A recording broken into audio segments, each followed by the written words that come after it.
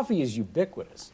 I mean, you could even argue that Quick Trip has great coffee and you can stop in and get there. Why are you so excited about a drive-through coffee location? What is it about that?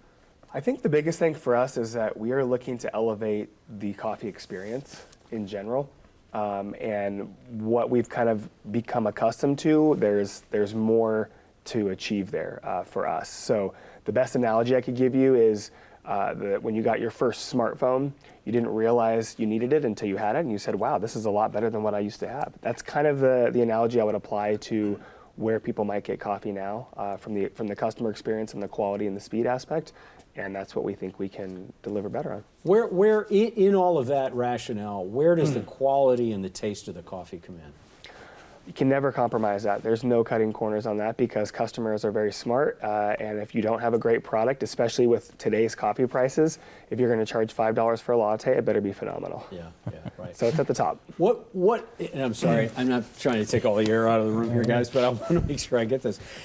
What makes a good cup of coffee? I mean, how do you know when you taste it, you go, yeah, that's a good cup of coffee? I mean, it's a little bit like wine, I think, right? It's a little bit to your personal palate, but we've worked with an award-winning roaster for the last 7 years since we started.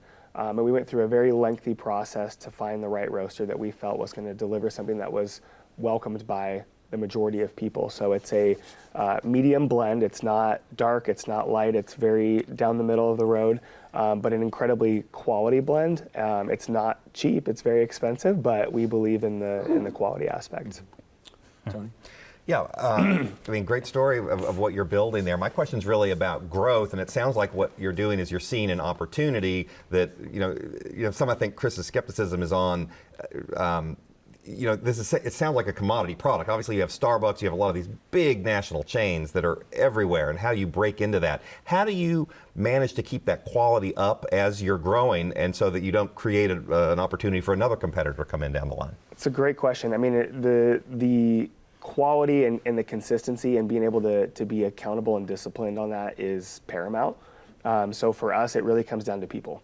And it's having the right people in the right positions who are executing what we want them to do, and are very relentless about holding it to the brand standard. So you can get good coffee in other places. The things that we try to focus on with the experience, the speed, the quality, we're reviewing those every single week, sometimes even daily, depending on how new the store is, to make sure that we're delivering on that. Because if we're not, to your point, like how are we any different, right? How are we better? So we just very intentional, I think, is the big thing.